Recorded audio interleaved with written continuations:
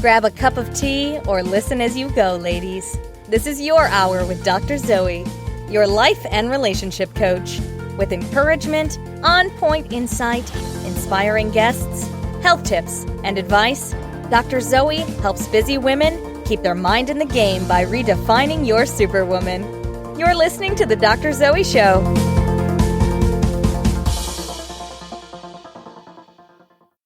Welcome to the Redefining Your Superwoman podcast. I'm your host, Dr. Zoe. I'm a licensed marriage and family therapist with a doctorate in clinical psychology. I'm a life and relationship coach and a motivational speaker. And I can work with you virtually to help you get unstuck. So just to make it clear, there are no superwomen. We are humans with faults and limitations.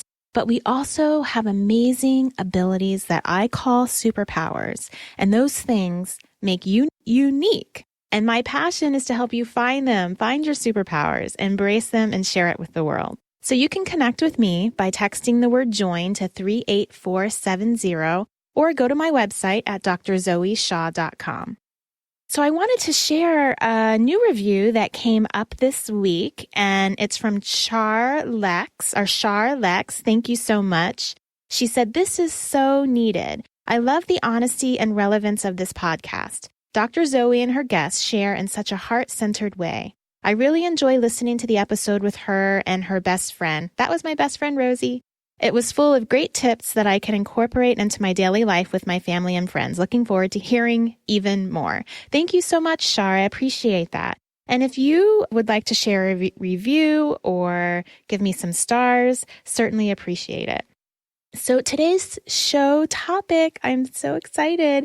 I'm going to have my baby sister on the show today. We had a wonderful conversation about the importance of maintaining sibling relationships, which can sometimes be super hard and sometimes even painful at times. I think the reality is that siblings can bring out the worst and the best in us because we have this history in our relationship. We do. And so I wanted to have this show because as a therapist, I know the importance of family connections on our overall health. Obviously, what I do for a living as a marriage and family therapist with a doctorate in psych is all about increasing health in our family relationships. So sit back and listen to me and my baby sister talk all about our relationship, how we maintain it, and why we know that you need to work on yours as well.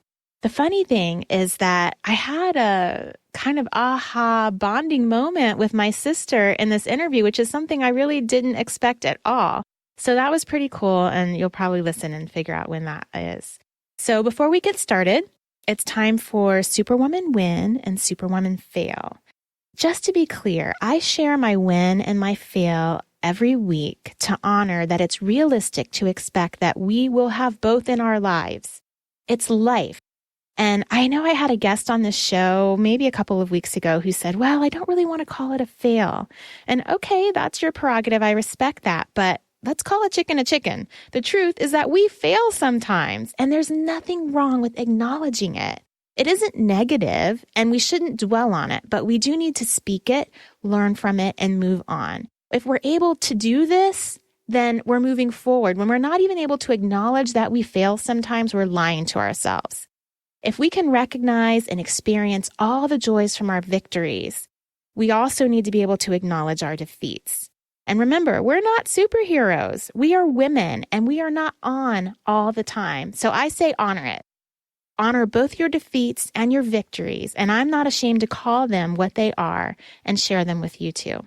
So my Superwoman win for the week is actually kind of a follow-up on my fail from last week, which I think it was about all of the insurmountable dishes. If it wasn't last week, it was the week before.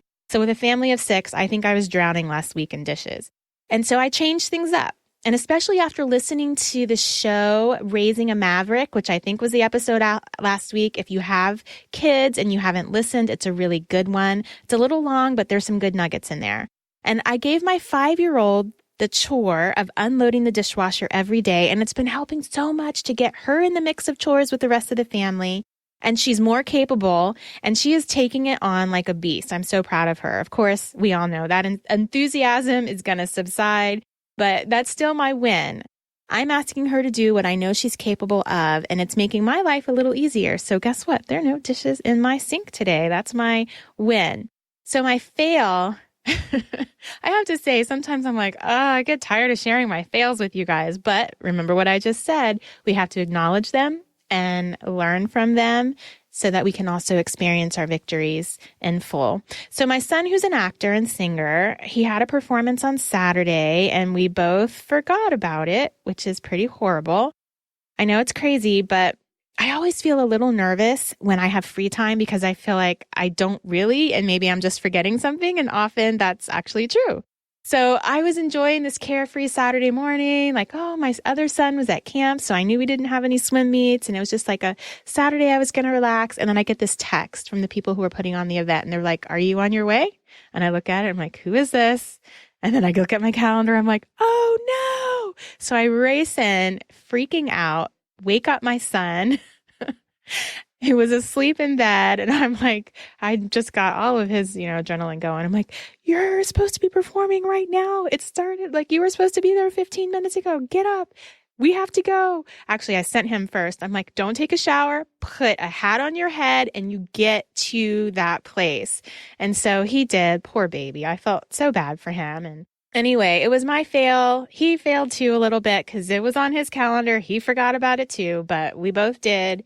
And it all worked out because he got there and I got myself dressed and showered. Actually, I didn't take a shower. I got myself dressed and ran over there. And oddly enough, the generator, he was singing with this band, the generator failed. And so everything was delayed. It worked out in our favor, but it could have been a huge disaster. That was my fail. Definitely learned. We have gotten a paper calendar for my son to put in his room, and I'm putting alarms on my phone. So anyway, that was my win and my fail, and I look so forward to this conversation. I hope that it inspires you to connect with your siblings. And now, here is my sister and I talking about sibling relationships. So I'm so excited to welcome you, Yolanda, my baby sister, to the podcast. Thank you for coming on today. Thank you so much for having me. I am really happy to be here. Yay! And so we're going to do your Superwoman win and your Superwoman fail. But first, I need to tell everybody about you. So you are my baby sister. We're 18 months apart, which seemed like a lot back then, but now we're the same age. Right. Essentially. And you're an attorney and you are also a divorce mediator. I am. I'm an attorney and divorce mediator, family and child custody mediation. Yeah, that's what I do. In addition to being a mama and a homeschooling mama. A mama of Miles and Mason, 2 little boys. Right. Fun, fun, fun. Full of energy little guys. That's a nice way of putting it. Yes, it is. It is. They're awesome, though. So that's my sister. And we are here to talk today about why it's important to keep and maintain relationships with your siblings, even though sometimes it can be tough. Right. Very tough. Sometimes, not always. So, obviously we've been talking about it, and that's why I wanted to have you on the show. And I wanted to just share with my listeners some of what I think are some really awesome theories for you about why we should maintain these relationships. Okay. But weren't we going to do the Superwoman thing first? Yeah. Thank you for reminding me. That's what sisters are for. Aw, that is what sisters are for. Okay, so Yolanda, can you give us your Superwoman win? Well, my Superwoman win for the week was that my husband was gone for an entire week. He left on Monday and didn't come home until Sunday. So it wasn't just a work week, it was an entire week. So I had our 2 boys who are 5 and 7 all to myself. Since we've been married, I always forget how long, I think 12 years or something like that. We've never Wow. been away from each other that long. And so I've never had the kids by myself for that long before. And my win is that I survived, they survived, the house is still standing. It might be a mess, but we're all still here. You made it. I made it. So that is my superwoman win. I would hope that people would agree with me that that is quite heroic. Yes, no, that's definitely a win because I remember Stan did that. He left. I think he was working or something, and he was gone for a couple weeks, I think, and it was tough. It was super Yeah. tough, and I told you that the only thing that got me through it was that I discovered Uber, and I was like, "Wait, Uber will pick up my kids from school?" Okay, then I know I can do this. Uber was my friend those 2 weeks, man. We should have bought stock in Uber. Of course, my kids are older. You can't send your kids on Uber, I know. But for older No, kids, teenagers, Uber is the bomb. that's funny. Yeah, not quite. I think Uber would delete my account if they had to pick up my kids. You know what, though? I heard that they have one for kids.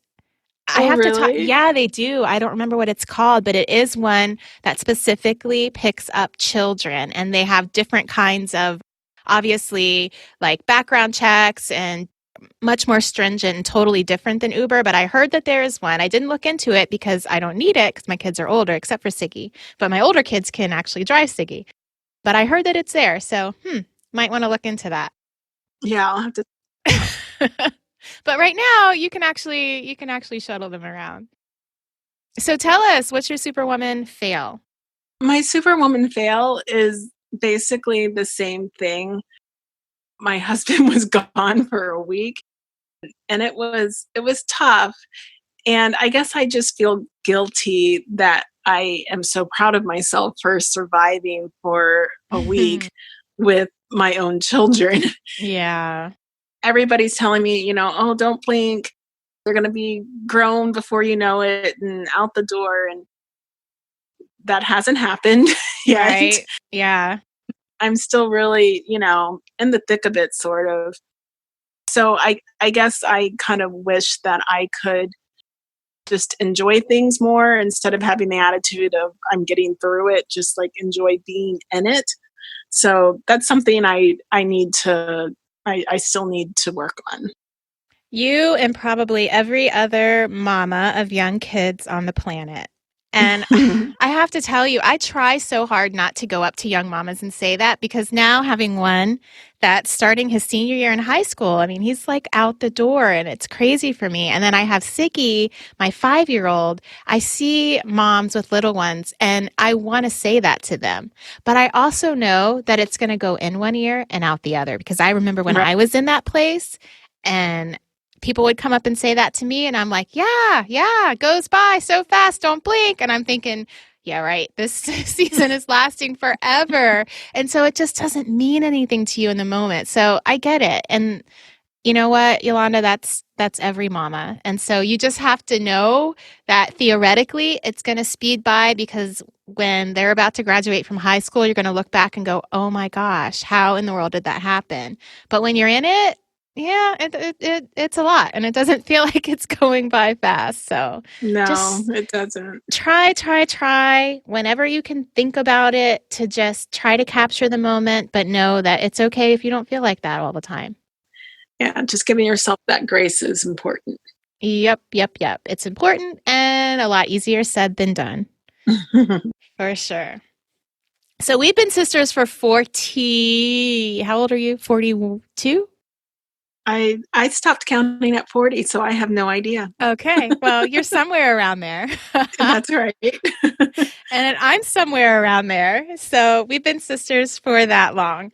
I've only been on this planet for 18 months without you in my life, which is pretty cool. Which I think Wow. actually leads us to one of the main reasons why we say that siblings are so important in our lives and why it's so important to maintain that relationship. Do you want to share that? Sure. Better to use somebody else's words than mine. there's a song, and I'm always thinking of music lyrics. There's a song by That is Luke, your talent, by the way, just saying. right. I have a music lyric for, every situation. Mm-hmm. And so for this situation, it's Lucas Graham. The song is called Mama Said. And this is how the lyric goes. I know which place I'm from. I know my home. When I'm in doubt and struggling, that's where I go. An old friend can give advice where new friends only know a half story. That's why I always keep them tight and why I'm okay. Wow. That basically just says it all. And, yes, he's talking, if you listen to the story, he's, talking about friends and talking about family. It's important to have your girlfriends and your friends, but when you have friends, generally they are from different chapters, different areas or seasons of your life. Mm-hmm. When I think of myself, it's like I have one good friend from college. I have 2 or 3 good friends from law school. Now that I'm married, it's like, I have like 1 or 2 good friends in this married chapter of my life. And all of them, they kind of pick up in your story where you met them. So you can fill them in on certain things, but they didn't live it with you.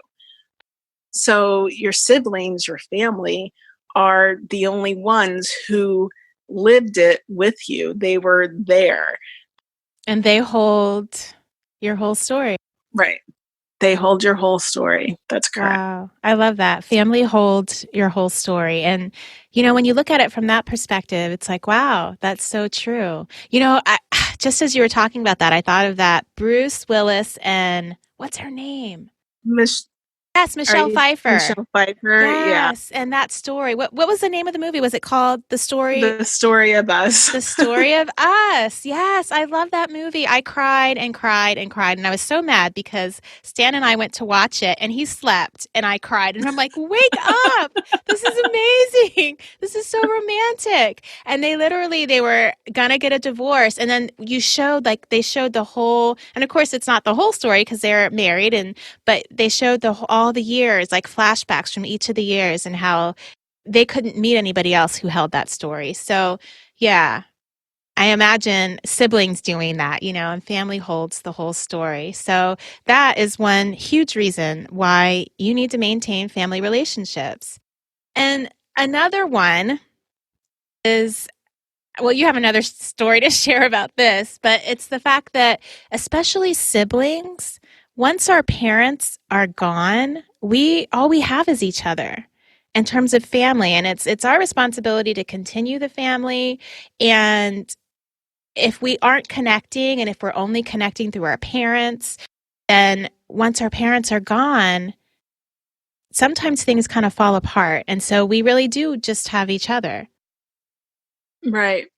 Growing up, we didn't always have the best example No. of keeping in touch with your family. Mom and dad were both from Nashville. They both have pretty sizable families as far as, siblings. And it's kind of funny because both their siblings are all kind of spread out all over the country. Yeah. And then even on both sides, both mom and dad were really just wedding and funeral type of families. It's like that's when we saw, for the bulk of it, that's when we saw our people. That's when we somebody saw died them or got married. Exactly. That was it. And it's like, you've grown. Yeah. You've grown 4 inches since I saw you last. Right. Yeah. And mom in particular, she has 4 sisters. None of them get along. Yeah, right. None of them get along. Typically only talks to 2 of them. We could do a lifetime of shows on that. I think a lot for me, it was kind of an example of what not to do growing up. And, I remember this one time in particular. I think I was probably in 7th or 8th grade. And, I guess the 3 of us, I don't even know what we were doing, but we weren't getting along. And I just recall mom pulling us into Edward's room and, sitting us down and she's crying and she says, all I want you to do is get along. She's like, I don't get along with my sisters. When dad and I are gone, you're only going to have each other. I just want you guys to get along. And at the time, it's like, it wasn't like mom was a crier or something. Right. No, she wasn't. This was like a, out of the ordinary thing for her to do. I was just like, okay, I don't know what's going on. Okay. I'm sure we were both all looking at each other like, has she gone crazy? Right. Pretty sure. I vaguely remember that. Yeah. Yeah. And it's just, it's 30 something years later. Mm-hmm. And I recall that conversation. So obviously it did work. It did continue with me. So that's what we have to do. We have to cry. I need to go out and I need to sit all my kids down, put on the waterworks, and then that's going to hopefully make them be friends as they grow up. Right. Exactly. Maybe. Who knows? Maybe. Yeah. Definitely a tactic I need to make sure I put in my arsenal. Right. Right. Can try it. Yeah. So that had a big impact on you. It did. I can't tell you what impact it had that day because, I don't remember, and I don't remember, if anything changed the next week or the next month. Mm-hmm. But, like I said, what I do know is that I'm talking about it now. Mm. And even now, when my kids fight, they're 15 months apart. They're two boys. Mm-hmm. They are either the best friends, playing, making up games, running around the house, doing great, or they are literally trying to kill each other, beating on each other, slamming doors. I'm not playing with you ever again so this is, it's one or the other. There's no in between. And so my new timeout for them, instead of, taking away electronics or dessert or, just making them sit in a corner, I make them sit on the couch and hold hands. Oh. What I love about it is, depending upon how bad the fight was, sometimes it takes them a while before they'll even actually sit there and hold hands. And then, one person is grabbing the other one's hand or, whatever. So that's a whole big thing. Or squeezing it too tightly. Exactly. But what I love about it is that more often than not, after a few minutes, I start to hear them giggling and they're laughing and they're talking, and then they make it a game and they're like, oh, well, as long as we're holding hands, we don't have to stay on the couch. And then, they're running around the house holding hands and they're like spying on me or like hiding from me. And, they make it a game. But the point is, it's like they're bonding. Yeah, they're bonding and it brings them together. Oh, it's beautiful. And and that's what I want, because there's only two of them. When Derek and I are gone, that's all they're going to have. So, yeah. Beautiful story. Good point. Where did you hear that? Did you just make that up? The holding hands on the couch? Yeah. Yeah, I think I did. Because nothing else was working, and when I thought about it, it was like, okay, there was that whole thing, the punishment should fit the crime. It's like, why am I taking dessert away when you're being punished because you punched your brother? It's like, what I want you to have is a relationship with your brother. It's like, what does this have to do with ice cream? That's awesome. Yeah, I think I did think of that myself. And when I think of just like behavioral therapy, what you're doing is you're connecting these two behaviors together so that in the future, when they argue, they're going to naturally be drawn to each other afterwards. So I think that's beautiful. Good job, Mama. Yeah. Good job. Thank you. Thank you. You're welcome. So I think the third reason why we should maintain sibling relationships is, well, the best way I can say it is, if it's healthy, it's healthier. So the reality is that there are some family relationships, some sibling relationships that are downright horribly toxic. And it's unfortunate, but that is a reality. And if it's super toxic, then it might be one that you need to disengage yourself from and not have, but I would say probably 95% of them don't have to be that way. Maybe we create toxicity in our relationship for various reasons, but the other person isn't actually toxic. And so if you guys can have a healthy relationship, if you guys can have a neutral relationship, it's actually healthier for us to have those family connections. When we don't have them, there's pain. We live daily with pain, the pain of that loss of the relationship, and it affects us. It affects our bodies. We were meant to be in connection with each other. So if it's healthy at all, if it can be healthy at all, then it's healthier to be in relationship with your siblings. Right. I would definitely agree with that.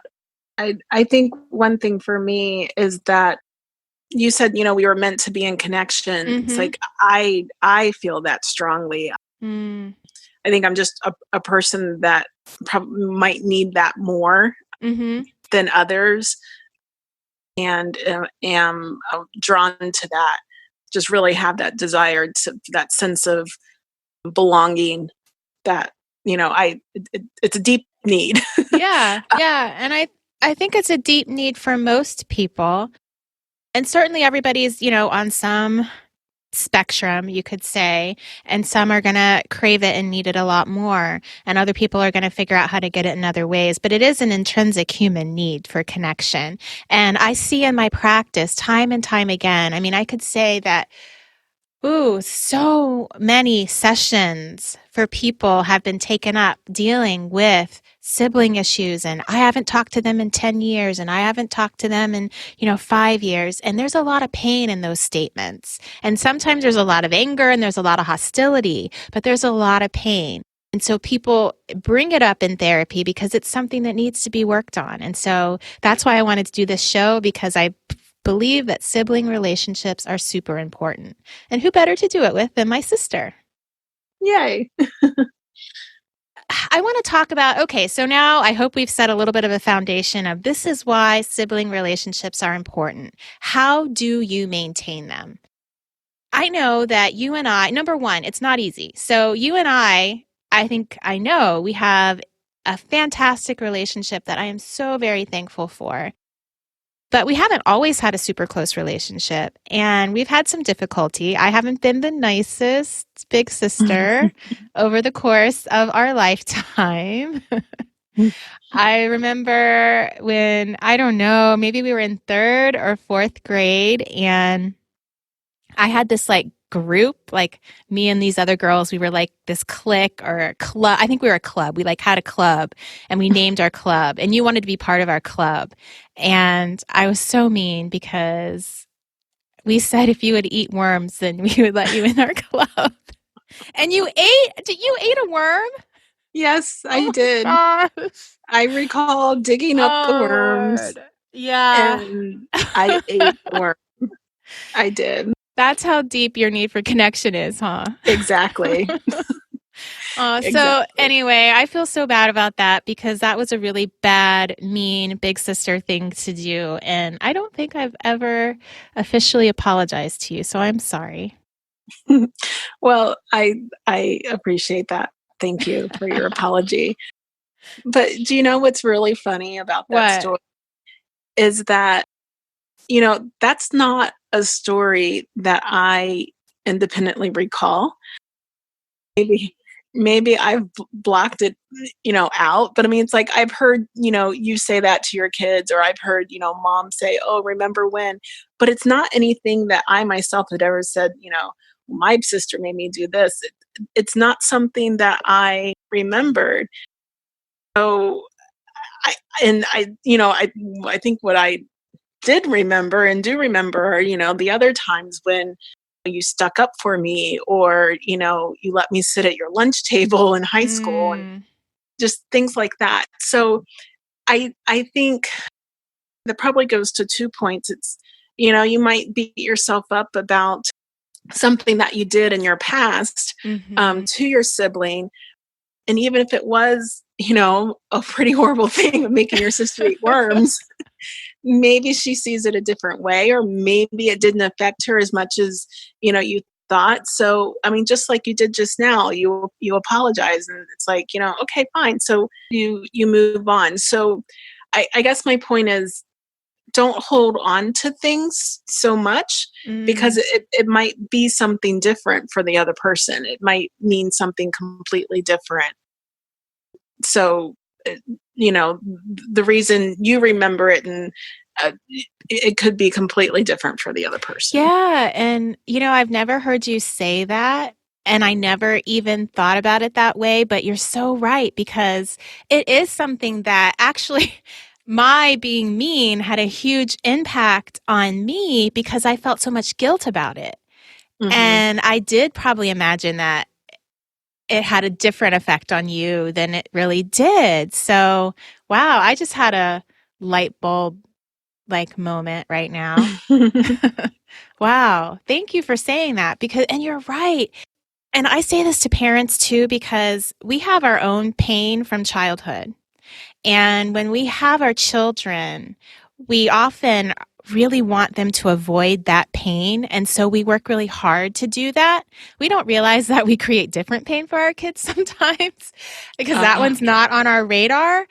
And a lot of times I will talk to parents and they'll be so upset about something. Like, I had parents who were in my office, and their child, there was a teacher that discriminated against their child, and it was a big issue. And the mom was so hurt by it, and she was in tears. And I said, "Is your daughter upset about this?" She's like, "No, I don't think she even realizes it." And I'm like, okay, you're upset and hurt for your child, but your child isn't even feeling that. Right. And that was really about what happened to you when you were a kid. So I just love that you said that, because we do that. I mean, we do it in life, and we do it as parents too. And even as a sibling, I do it. I imagine that experience had a different effect on you than I ever even knew. Wow. Right. Yeah. And you saying that just reminded me of a funny story. I can remember getting into middle school, and all of the kids in middle school had these LL Bean backpacks with their initials engraved on it, Right. all the cool popular kids. And I just had to have one of these backpacks. And I finally got one, but it wasn't quite right. It wasn't exactly what I wanted. And it didn't have my initials engraved on it or monogrammed on it. And so then it wasn't until, I think, high school that I actually got the backpack that I wanted. So, fast forward. I remember that backpack. Yes. Fast forward however many years, and this school year for my kids, I ordered them the LL Bean backpacks, monogrammed, and I was so excited when they came in. I'm sure you paid a ton for those too. Yeah. And my husband looked at me, and he looked at these backpacks, and he's like, "What are you doing?" It's like, they wanted who knows what, like Paw Patrol Spider-Man. or something. Spider-Man, yes. And I was like, no, my kids are gonna have the LL Bean backpack. and he kind of said to me, he was just like, "Okay, that's like the craziest thing." And I was like, "Okay, fine. They'll get the backpack they want when they have kids. For now, they're having the backpack I wanted." So you were perpetuating this. Yes, I know. It was all wrong, but oh, that's hilarious. They're going to be buying their daughters Paw Patrol. They're going to find them on eBay, 40-year-old Paw Patrol backpacks. Yeah. So yeah, that's what we do. We humans and our brains. It's pretty amazing. So I think that actually is one of the tips of how can we maintain relationships. And part of it is understanding that, and I've said this before, that no two children living in the same house with the same two parents, no two children have the same parents. We have totally different experiences because of the time that we showed up, because of our, temperament, our personalities, our gender, whatever it is. we don't have the same parents even when we do, and we don't have the same experiences. And so when I hear people talking about all, the sibling strife and conflict, and there's jealousy and there's anger, and I had a client who was, her sister was trying to tell her, this is what happened with me and dad, and this is how dad was to me. And she's like, that wasn't dad. And they have this idea that the other person is lying.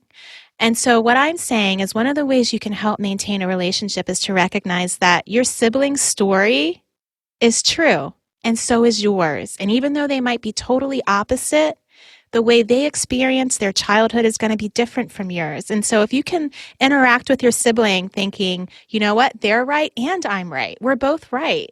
Yeah, I was, she was mom's favorite. And yeah, I was mom's favorite. It's all right. Neither one of us are wrong, and we don't have to be. Right. Right. And so I guess, and along that note, a tip that I would have if you're, struggling and trying to figure out how to do this is maybe just sit down if you can and talk about stories and share stories so that you can hear it from the other person's perspective. And and perhaps if you're not ready to sit down yet, maybe even writing it would be better. You are in the process of writing this book, which is really your memoir. And from time to time, you'll send me chapters. And sometimes I read this and I'm just like, oh my goodness. And I know exactly what you're talking about. And I, remember exactly what you're talking about, but I saw it a completely different way. Wow. And we're close. Right. So, I mean, yeah, even though two people can experience the exact same situation in very, very different ways and take away different things from the situation. So I guess that would be my tip if you're trying to do this. See how you can see things from the other person's perspective. If you're not ready to talk yet, maybe just sending an email and, sharing your story and asking them to do the same. And it will really open your eyes into your sibling and what their experiences are. I love that. And maybe it's time that you should send me like your version of my story. Because I know I've sent you stuff and you're like, what? Because I know somewhere in my book I was talking about my relationship with dad, or really the lack of my relationship with dad. And our dad since passed 4 years ago, I think. April, it was 4 years. Yeah. And I remember I saw you as like a daddy's girl, and I wanted to have the relationship that I perceived you had with dad. And you read a lot of that because you were always like, you were not always, but I like never did anything with dad, and I had practically no relationship with him. But you would, be out there with him. Like I'd see you sit in his lap, and I had this perception that you guys had this relationship. And you told me something totally different. And now as you're talking about your need for connection, I can see how you sought that out more than I did. Right. Yeah. And so, and when I was reading that passage in your book, I mean, that's basically what you said. And I was just like, wow, I mean, I can see why it looked that way from your eyes, and I'm not here to disparage your father or anything, because of course we, both loved him. He was a wonderful dad. But I think what it was is that I had this deep longing and this need. And so I was just kind of I would just go out there. It's like, okay, I'm going to be here and you are going to have to do something about it. Whereas your personality, I guess, was just different. So yeah, you looking at that, calling me a daddy's girl, where I would, I would never say that. I think I was seeking something more that probably we're both missing, but right. I was just more outwardly seeking it, whereas you just didn't let it go, I guess. Yeah. Yeah, I think it didn't even occur to me to seek it in the way that you did. So both of our stories, are right. I mean, that was my perception and that's what I saw at the time. And you had a totally different one. And if you listeners can look at your sibling story and recognize that though you live the same life, you had the same family and maybe in the same home and same parents, it was very different.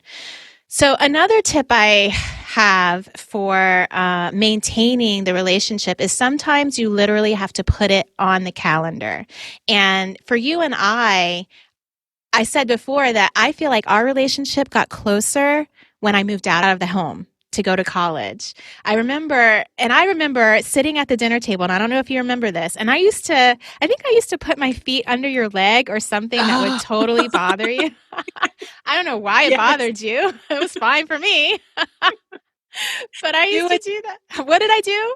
you would like dig your toes like right underneath my thigh, like on my chair, and you would just like dig your toes right underneath. I was like, why? I don't know why I did that, but I did. I don't know. It's comfortable for me. But I remember mom looking at both of us, and you must have been mad at me or something, and she was saying you're going to miss her or you're going to miss this one day, or maybe I was a senior, I don't know. And she was right. Again, mom is right. After I moved out of the house, that's when I really started to miss you. And I think that that's when our relationship really started to develop into a friendship versus sisters. Right. Yeah. What I remember about that, I can't think of the timing right now. But yeah, so you went away to college and I was in my senior year Right. of high school. And then the very next year you got married. But yeah, I would probably tend to agree with that. So yeah, the whole absence makes the heart grow fonder type of thing. And then you started writing me letters, and I don't remember when we started really like calling each other, but I know that even though we have a amazing relationship and I'm so thankful for it, you and I are very different people. And I know I still get on your nerves from time to time. I know when I was at your house last summer, I was totally annoying you in your kitchen. Oh, yeah. I was Yeah. making pancakes I don't know, but you were basically kicking me out of your kitchen because I was annoying you. Well, because you were doing everything wrong. According to And you. according to, well, and you were critiquing how I was doing things. Are you And sure? I'm positive. Well, and what it was, you plugged the waffle iron in and Yeah. then like poured the batter into the waffle iron before it was even hot. I'm like, that's not the way you cook waffles. And I sprayed the waffle iron, like, just the whatever it is, the olive oil spray or whatever. Yeah. And you were like, I prefer my breakfast without carcinogens. I'm just like, Okay, I might have said the whole carcinogen thing, but just for the record, I have no recollection of pouring waffle batter in a cold waffle iron. So, but that is exactly what you did. okay, we may But have to anyway, agree to disagree on that one, but the carcinogen thing definitely sounds like me. So, yes, it I'll does. take responsibility for that. But anyway, you and I are very different, and even still, we managed to maintain a relationship. And I think part of it is a generally healthy respect for our differences Right. and just really making it a priority. And one of the things, especially if you're not geographically close to your siblings, is to literally put it on the calendar. All the other things that are a priority for you, you put on the calendar. And so if your relationship with your sibling is a priority, then you need to put it on there. You need to make regular habits of calling them, whether it's once a week or whatever, and put on the calendar for a trip where you guys can get together. Right. And it's so much easier now in this day and age with, cell phones than Oh, it was yeah. 20 years ago. I mean, you said I wrote you letters, and which is funny because I actually don't recall writing letters that much at all. You don't? No, I don't, which is just funny because I don't. That meant so But, much to me that you wrote me. I don't remember how many letters you wrote, but yeah, you wrote me when I was in college. That's funny. But what I do remember, I remember when I was in law school, you were in grad school. Mm-hmm. I was in Michigan, and you were in California. That was back before cell phones or anything. Right. I can remember emailing you and being, really excited to get an email. Oh, wow. And See, I don't remember that. back then we probably only saw each other maybe once or twice a year, and Yeah. we did not talk often before 3 minutes on your phone. So it Yeah. was long distance, which was expensive to Mm-hmm. a law student. Yeah. Yeah. Now it is much easier to stay in touch. I can remember, once I moved to New York, and it's years later, and there's cell phones. I can remember specifically, especially with mom, I would call her every day on my commute home. Mm-hmm. It was just a time when I knew I was going to have quiet, as quiet as it can be in New York City. But anyway, I was going to have, quiet, and could talk to her for, 15 or 20 minutes. So if you're looking for a time to reconnect with a sibling, I think that's a great time to do it. Yeah, make it a thing you do on your commute. That's perfect. I'm always all about multitasking. Right. Always. Can't go wrong with multitasking for the most part, unless you're a surgeon. So that's a really good one. And so it's really about putting it on your calendar, making a priority, understanding that the other person, their story is right too, and so is yours. Right. Do we have any other little tips for women specifically who might be struggling in this sibling connection game? I would just say, look forward, look ahead, and just think where you want to be, and just envision, the type of relationship that you would want to have. If you're not there yet, just what little thing can you do, to just what little step can you take to get yourself there? Remembering, again, this person, the sibling of yours, holds your whole story. Yeah. And, there isn't anyone else who does. Beautiful. Beautiful. And that's so true. I love that. Your sibling holds your whole story. So thank you. Thank you for coming on the show. I'm Thank so you for happy to having have me. my baby sister on, and I think we should do this again. I think that would be great. Okay. I'll talk to you soon. I hope that inspired you to go call your brother or your sister. All relationships take maintenance. Every relationship does. So just the fact that it does take work doesn't mean it's not worth it. And once again, if you do have, a toxic relative, that's a totally different story. But please pay attention to the difference between a difficult relationship and a toxic relationship, because a difficult one can be worked on. So go make that phone call or go send that text. So next up is health tips. Our mind and our bodies are intimately connected, and that's why I have a health tip segment. You can't have health in one without health in the other, and no comparisons, ladies. So I wanted to mention that in a past episode, I don't remember if it was the last one or the one before that, I mentioned that my aunt had told me something about blood pressure.